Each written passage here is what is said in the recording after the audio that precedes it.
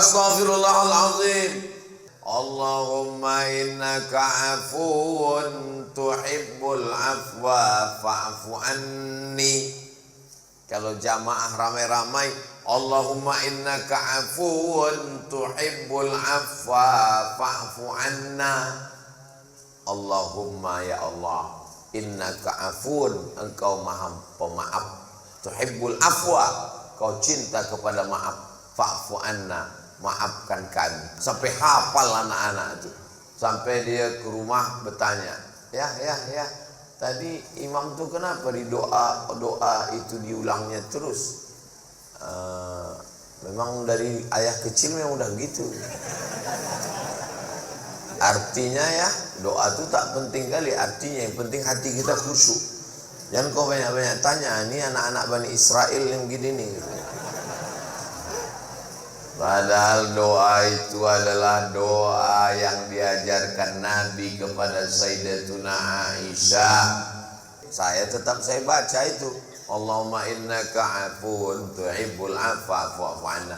Tapi kepada tetangga, kepada kawan tak bisa. Menangis tahajud malam, ya Allah, ampunkan salahku kepada tetanggaku. Bisa? Mana bisa? Saya Pak Ustadz pernah datang ke rumahnya.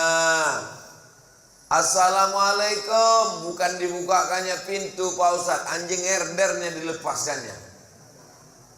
Masalah dia memaafkan atau tidak memaafkan, masalah dia mengamuk, melemparkan panci periuk belanga, itu bukan urusan. Yang penting kita punya niat baik, datang mau minta maaf. Kau sudah minta maaf? Saya tidak mau minta maaf, karena saya sudah buka Quran dari surat Al-Fatihah sampai surat An-Nas, tidak ada satupun ayat yang menyuruh minta maaf. Orang zaman dulu kalau tak mau aja. Orang sekarang tak mau pakai dalil pula. Kalau begitu cara kau berpikir, nanti kau tak sholat subuh. Saya sudah buka Quran dari surat Al-Fatihah sampai An-Nas. Saya tidak menemukan ada sholat subuh 2 rakaat. Cobalah cari kalau ada dari Al-Fatihah ke An-Nas. Ada rupanya sholat subuh disebutkan di situ 2 rakaat. Mana ada? Aqimis salata liduluki syamsi ila ghasaqil laili wa qur'anal fajr. Itulah salat subuh. Tak ada disebutkan 2 rakaat.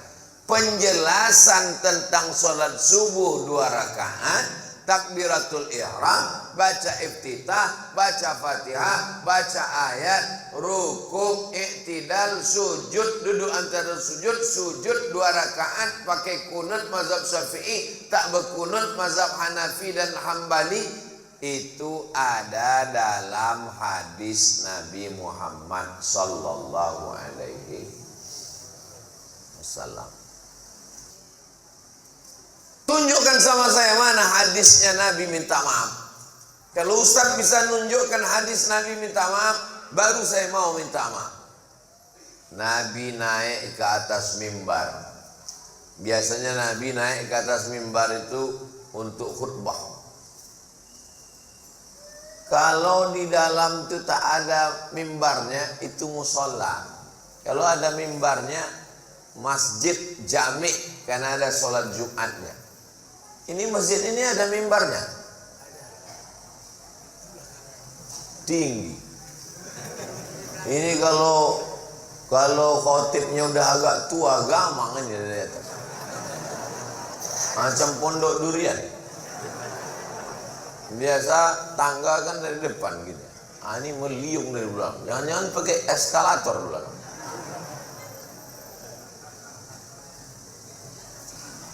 Maka dalam Islam diajarkan tentang mendengarkan khutbah. Naik Nabi ke atas mimbar, tapi Nabi tak menyampaikan khutbah. Apa kata Nabi? Man kuntu jalattu lahu zahran fahadha zahri. Siapa yang pundaknya pernah ku cambuk, waktu aku mencambuk kuda, rupanya dia ada di balik kuda itu. Lalu ujung cambuk itu kena ke badannya. Dia tersinggung sakit hati. Hadza zahri, ini pundakku. Falyastaqit minhu, silakan balas. Orang sekarang kalau mau minta maaf, mohon maaf lahir batin ya, mohon maaf lahir batin ya. Bukan begitu minta maaf. Bawa cambuk dari rumah. Nah, kau pernah aku cambuk? Cambuk dah, cambuk. Begitu Nabi minta maaf. Siapa yang pipinya pernah aku tempeleng, tempelenglah aku. Begitu cara minta maaf. Ini sekarang orang mentang-mentang dia pejabat, mentang-mentang dia direktur, mentang-mentang dia orang hebat, mentang-mentang dia orang tua, mentang-mentang senior. Tak ada dari mulutnya sedikit pun minta maaf. Kalau saya, tetap saya ucapkan saya minta maaf. Kapan Ustaz minta maaf? Saya minta maaf tidak menunggu Idul Fitri. Setiap tausiah minta maaf.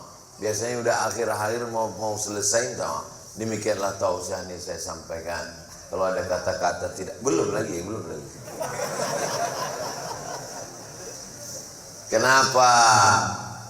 Karena nanti di padang mahsyar berkumpul semua umat Nabi Muhammad sallallahu alaihi wasallam.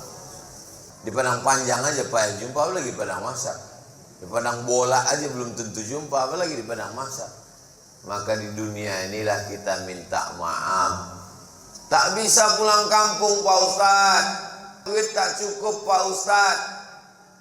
Video call, minta maaf ya, mohon maaf zahir batin, minal aidin wal faizin, mohon maaf zahir dan batin. Itu adalah usaha. Lalu kemudian Nabi SAW menunjuk dadanya. Apa kata Nabi? Man kuntu syatamtu lahu irdan. Siapa yang pernah kucaci maki, sumpah serapah, tersinggung dengan kata-kataku, hadza irdi, ini harga diri Muhammad, falyastaqit minhu, silakan balas. Ternyata kesalahan kita ini dua. Yang pertama zahir, yang kedua batin. Habis saya bersalaman dengan bapak, habis itu saya pergi. Assalamualaikum Pak Haji, kita jumpa lagi ya. Assalamualaikum, saya pergi. Waktu saya pergi itu apa yang nampak? Pundak. Pundak ini bahasa Arabnya zahir. Waktu saya pergi itu apa yang tak nampak? Perut. Perut itu bahasa Arabnya batin. Maka kita maaf pada yang nampak dan yang tak nampak. Mohon maaf zahir dan batin. Itu asal kalimatnya. Tapi Pak Ustaz kita selalu menyebutnya lahir, zahir. Kenapa ya dia menyebut zahir, lahir? Itu jadi. Mohon maaf, zahir yang nampak, batin yang tak nampak. Ada satu lagi yang ketiga. Nabi SAW bertanya, siapa di antara kalian yang pernah kupinjam duitnya dan belum kubayar? Jadi minta maaf itu tiga. Pernah kau kucambuk? Balas. Pernah cakap ku kasar? Balas. Ada duit kau kupinjam? Itu belum bisa kubayar. Walaupun mati syahid, kalau punya hutang piutang, tak dapat ditebus dengan mati syahid. Apalagi mati konyol, diabetes, asam urat, asam lambung. Maka jangan sampai kita terikat dengan hutang piutang. Saya mudah-mudahan Bapak Ibu yang ada hutang piutang ditolong Allah lunas hutang piutang. Mak banyak juga yang berhutang.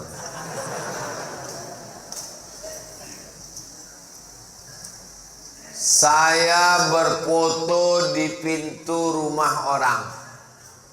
Di atasnya ada tulisan, meminjamkan uang menambah musuh. Saya berfoto di atas, habis itu saya posting di Instagram Ustaz Abdul Somad yang followernya 9 juta itu. Maksudnya yang belum follow lah. Begitu saya posting, langsung di komen, betul. Rupanya setuju semua. Banyak korban kena prank. Meminjamkan uang menambah musuh. Betul Bapak Ibu? Oh, banyak juga korbannya di sini. Makanya kalau kita tak sanggup, datang orang minjam, bilang sama dia, aku kalau meminjami kau 10 juta, duitku tak ada. Kalau meminjami kau 1 juta, anakku pun mau bayar uang sekolah. Ini kau ambil 100.000, tak usahlah kau balikkan lagi. Kalau kebetulan ada 100, kalau tak ada ya 10.000. Kalau tak ada ya duit parkir 2.000 kasih. Daripada kita kasih sakit hati, lebih banyak pula lagi duit minyak menagihnya daripada duit yang ditagih. Betul Bu? Wah, banyak orang dikena rupanya. Makanya ayat yang paling panjang dalam Al-Quran, 1 halaman full penuh. Bukan ayat tentang puasa Ramadan walaupun puasa sebulan. Bukan ayat tentang haji walaupun haji pergi sebulan ke Makkah. Tapi ayat yang paling panjang adalah ayat tentang hutang. Hutang tak selesai dengan minta maaf. Hutang mesti dibayar. Pisang emas bawa berlayar, masak sebiji dalam peti, hutang emas dapat dibayar. Hutang budi di bawah. Jangan sampai terutang budi. Bapak Ibu yang dimuliakan Allah Subhanahu wa taala. Ketika Nabi mengatakan balaslah siapa yang pernah kena cambuk, tak ada sahabat minta balas. Balaslah siapa yang pernah tersinggung, tak ada sahabat minta balas. Tapi waktu Nabi mengatakan siapa yang ada kupinjam duitnya, sahabat Nabi minta balas, minta bayar. Innalaka alayya 3 darahim. Engkau punya utang 3 dirham. Duit zaman Nabi tak ada duit kertas. Duit cuma 2. Duit emas namanya dinar, duit perak namanya dirham. Inna alaka alayya 3 darahim. Kau punya utang 3 dirham ya Rasulullah. Kata Nabi kepada sepupunya Fadl, saudara sewalinya Fadl bin Abbas. Ayah mereka adik-beradik. Nama ayah Nabi Abdullah, nama ayah Fadl Abbas. Abbas dengan Abdullah adik-beradik, sama-sama Abdul Muttalib, anak Abdul Muttalib. Irfa' ya Fadl, hai Fadl, tolong bayarkan. Maka dibayarkanlah hutang Nabi Muhammad sallallahu alaihi wasallam. Jangan sampai mati meninggalkan hutang. Dulu orang berutang tak banyak. Itu mengapa orang yang berutang zaman dulu ditolong dibayarkan dengan zakat. Ada 1 asnaf zakat untuk orang yang berutang. Innamas shadaqatu lil fuqara wal masakin wal amilina 'alaiha wal mu'allafati qulubuhum wa fir riqab wal gharimin wa fi sabilillah wa ibn sabil. Yang nomor 6, orang yang berutang. Itu sekarang tak bisa dipakai. Kalaulah Basnas membuat pengumuman kepada gharimin yang berutang, silakan Basnas kasih zakat. Habis semua kantor Basnas diserang. Karena sekarang orang semua berutang. Priuk utang, belanga utang, mesin cuci utang, kompor gas utang, mobil utang, rumah utang. Satu-satunya yang lunas di rumah itu cuma 1, bininya. Karena Pak Kua tak mengasih hutang. Waktu akad itu kata Pak Kua, ini contoh akadnya. Aku nikahkan engkau dengan anakku dengan sebentuk cincin emas tunai. Andai Pak Kua membolehkan hutang juga bini itu.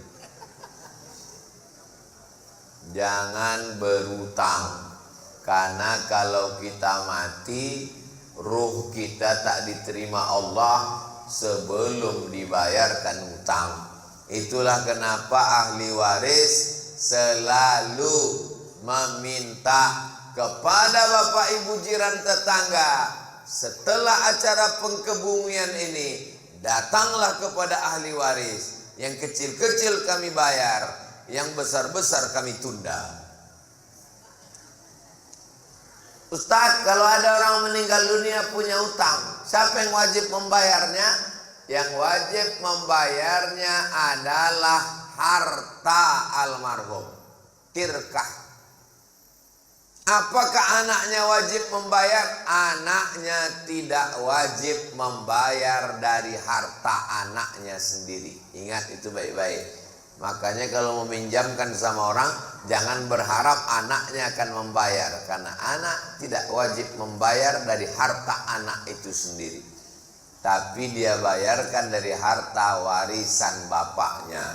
Mim ba'di wasiyatin, keluarkan wasiat.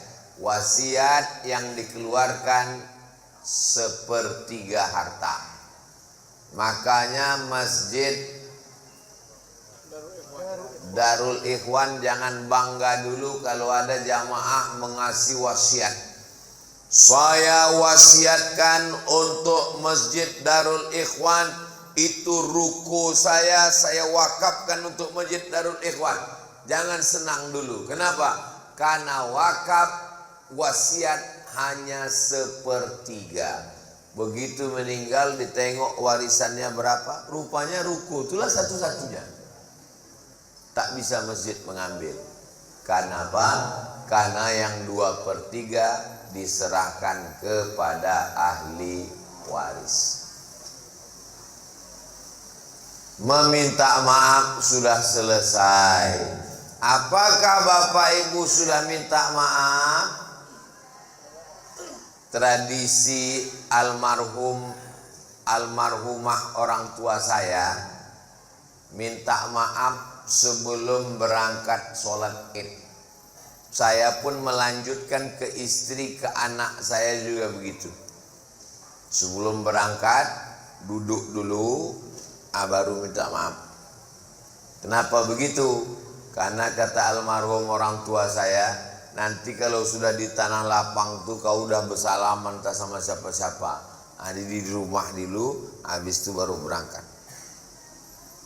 Kemarin waktu hari 1 Syawal itu, banyaklah saya tengok orang memposting istrinya minta maaf, suaminya merekam pakai video. Tulis di komennya, makhluk terkuat di dunia sedang minta maaf. Minta maaf jam 7:30 diulangnya balik. Insya Allah dosa ibu semua sudah diampunkan Allah dan dimaafkan suaminya semua, insya Allah. Cemanalah suaminya tak mau maafkan? Caranya minta maaf pun spesial. Kau maafkan bang, kalau tidak awas.